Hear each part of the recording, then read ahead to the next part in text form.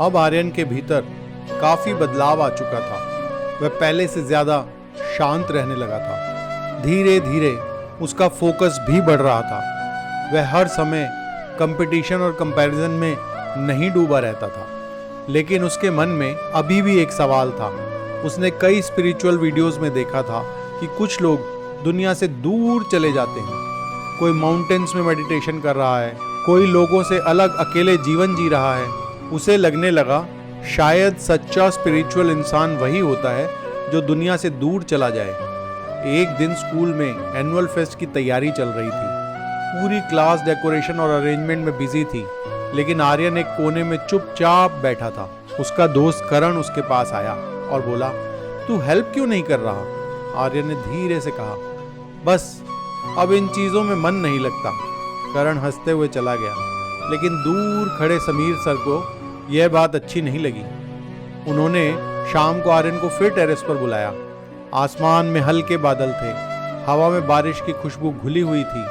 Sameer sir ने सीधे पूछा, तुम लोगों से दूर क्यों भाग रहे हो? आर्यन थोड़ा झिझका, फिर बोला, सर क्या स्पिरिचुअल बनने के लिए दुनिया से दूर होना जरूरी नहीं? समीर सर हल्के से मुस्कुराए।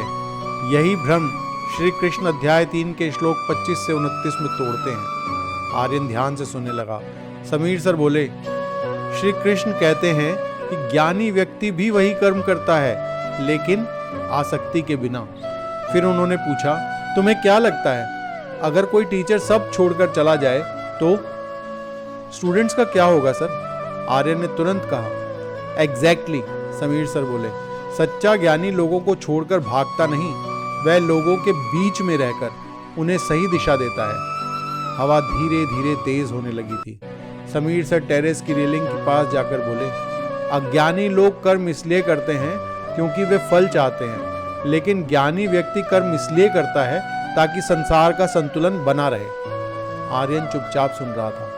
समीर सर आगे बोले, और सबसे जरूरी बात, वे उसकी ओर मुड़े, ज्ञानी व्यक्ति दूसरों को नीचा दिखाकर उन्हें बदलने की कोशिश नहीं करता। मतलब? समीर सर मुस्कुराए, अगर कोई व्यक्ति अभी वर्ल्डली डिजायर्स में फंसा है तो ज्ञानी व्यक्ति उसे इंसल्ट नहीं करेगा, वह धीरे धीरे अपने आचरण से उसे इंस्पायर करेगा। यह सुनकर आर्यन को अचानक याद आया कि कुछ दिनों पहले वह अपने दोस्तों को सीक्रेटली जज करने लगा था। उसे लगता था जो लोग पार्टीज, गेम्स या सोशल मीडिया में लगे हैं वे उससे कम समझदार हैं। समीर सर जैसे उसके मन को पढ़ चुके थे।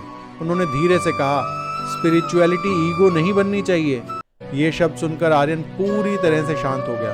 समीर सर बोले, श्री कृष्ण कहते हैं प्रकृति के गुण ही सारे कर्म करवाते हैं, लेकिन अज्ञान में इंसान सोचता है मैं ही सब कुछ कर रहा हूँ। आर्यन कुछ देर तक आसमान की ओर देखता रहा।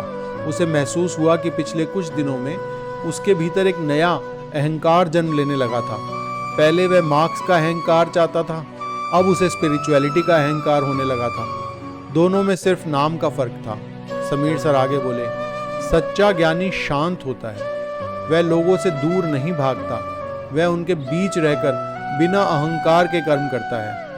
ये बात आर्यन के दिल में उतर गई। अगले दिन स्कूल फेस्ट की तैयारी फिर शुरू हुई। इस बार आर्यन ने खुद जाकर सबकी मदद की, किसी के साथ डेकोरेशन की, किसी का सामान उठाने लगा, किसी की प्रेजेंटेशंस ठीक कराने लगा। करण ने मजाक में कहा, अरे वाह, बाबा जी वापस दुनिया में आ गए।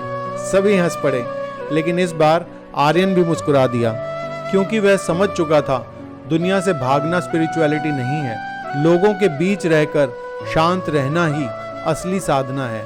उस रात घर लौटते समय उसने देखा कि सड़क किनारे एक आदमी बारिश में ट्रैफिक संभाल रहा था। भीगते हुए भी वह लगातार अपना काम कर रहा था। आर्यन उसे कुछ देर तक देखता रहा। फिर उसके मन में धीरे से एक विचार आया, शायद सच्चा कर्मयोग वही है जब इंसान बिना शोर किए दुनिया को थोड़ा बेहतर बनाने में लगा रहे, और शायद यहीं से उसके भीतर कर्मयोग की छठी सीढ़ी शुरू हुई।